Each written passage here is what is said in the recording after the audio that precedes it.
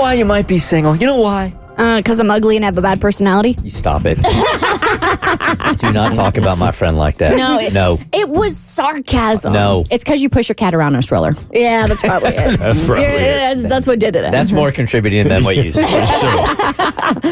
But according to one TikToker, it might be because you are holding out for somebody that you are attracted to, okay? Are you guys really finding the one, or are we just picking one and going with it? Listen, I was single for the last 4 years. I went on over 150 first dates.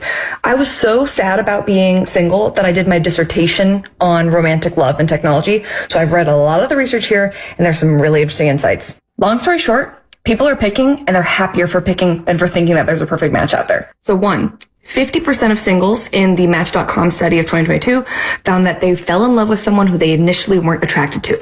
Half of people. And 2, studies suggest that even believing in a soulmate or a perfect match sets you up for unhealthy relationship patterns. People who have a perfect match definition of love tend to experience overreactions to conflict and lower relationship satisfaction, versus people who define love or view a soulmate as a fellow traveler in a journey tend to have much more adaptive perspectives. So don't settle when it comes to values or someone treating you poorly, or God forbid you don't even like spending time with them, but be open-minded and give people a chance. All right, that's from Intentional Connections 23. What do you think of that? Well, I did the whole give people a chance thing for the last year. Like, I feel like when I moved here, I was like, okay, let me just give everybody a chance. If I feel like there could be something, do it. And turns out the uggos aren't that much fun either. So, I'm kidding. That's the philosophy, huh? I'm kidding.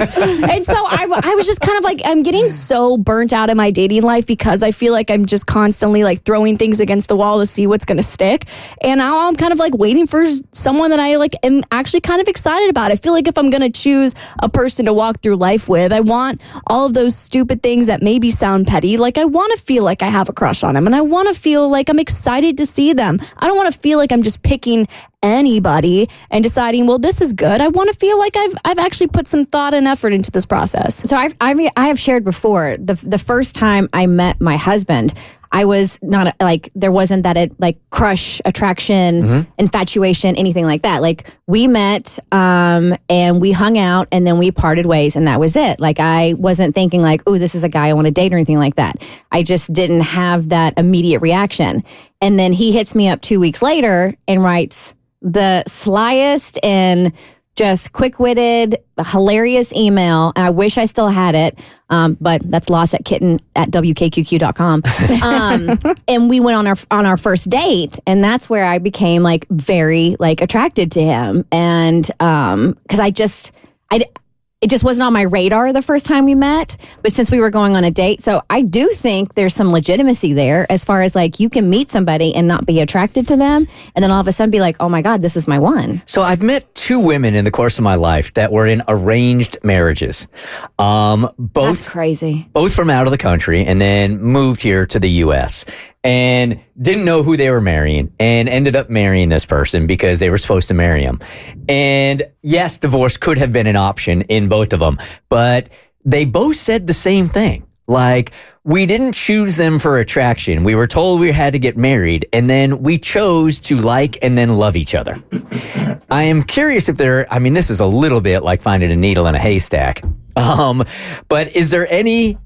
you know what? I don't even know what I was going to ask for here, because it was not alarming, but I found it very interesting that even though there was no attraction at all, they committed to the relationship and committed to the like and the love, and that was it. It had nothing to do with physical looks whatsoever. But of course, I'm sure that the parents were there was some pressure to stay in the relationship, but at the end of the day, they were both really super happy. I just feel like there are people in life who can make it work, as they say. You choose to love someone, you choose to go through the journey with someone, and that's good enough. But I also feel like there are other people who need for it to work to make it. And I'm one of those people. I've never really been a fan of the give it a chance thing, because to me, this is everything. This is the rest of my life. This is the partner you choose will probably be the most important decision you make in a lifetime. And if that's the case, I don't want to just give someone a chance. I want to have as close to everything that I want as possible, or I'm completely fine being single. You know what helps? Money. So if you watched Downton Abbey, which I know you loved, you were such a huge fan of the Crawleys and the Earl of Grantham and Lady Edith. Couldn't get into that one.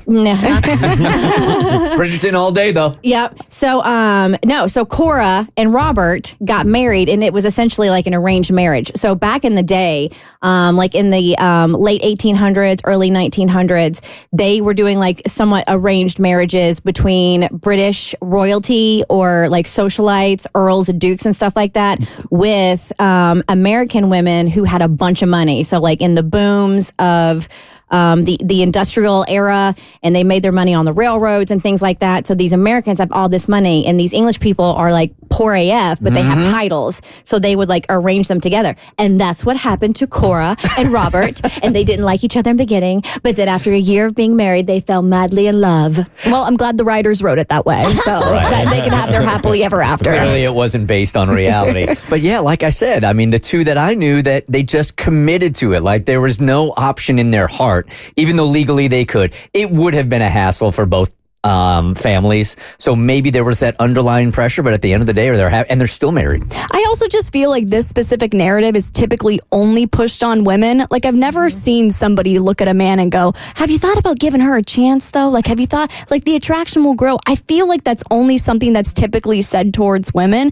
And for me, that just feels like so unfair. Like why does 50% of the population get to have butterflies and get to have a crush and get to look at somebody across the table and go, oh my God, I want to jump your bones. Like, why is that only something that's typically said towards women? Like, why do I have to sacrifice that? You're right. And guys like me cherish that theory also, because we have really been told that, look, even though you're not 6 foot and you're not dashing, that if you're a good person, if you're a compassionate person, if you can make somebody laugh and make them feel safe, then you got a shot. And I have lived by that theory. So it can't change now. Yeah. Well, I want to change it because I'm being held to a standard that people are expecting me not to hold my partner to. So I think if I'm going to be held to a very difficult societal standard of beauty and thinness and attraction, that I feel like it's only fair that I get to be a little shallow if I want to. Are we having a conversation about DNA though? DNA? Yeah. No, because my nose ain't DNA. This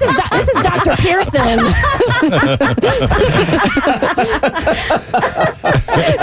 Dr. DNA. This is Dr. DNA. The Bert Show.